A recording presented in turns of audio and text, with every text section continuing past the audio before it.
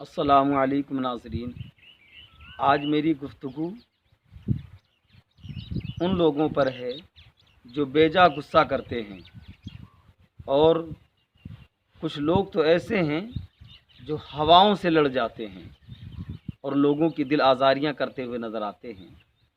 ایسا ہی ایک شخص تھا جس کو بہت غصہ آیا کرتا تھا، تو ایک دانشور نے اس کو مشورہ دیا کہ جب تم کو غصہ آئے تو جنگل میں چلے جانا اور درخت میں ایک کیل ٹھوک دینا۔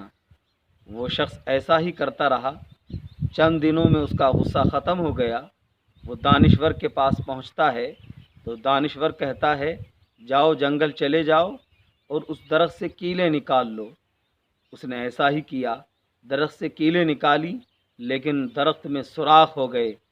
تو اس دانشور نے کہا کہ یہ وہ سوراخ ہیں جو غصے کی حالت میں تم لوگوں کے دلوں میں کیا کرتے تھے، اس لیے ہمیں غصے پر کنٹرول کرنا چاہیے، اس لیے کہ غصے کی حالت میں ہم لوگوں کی دل آزاری کرتے ہوئے نظر آتے ہیں۔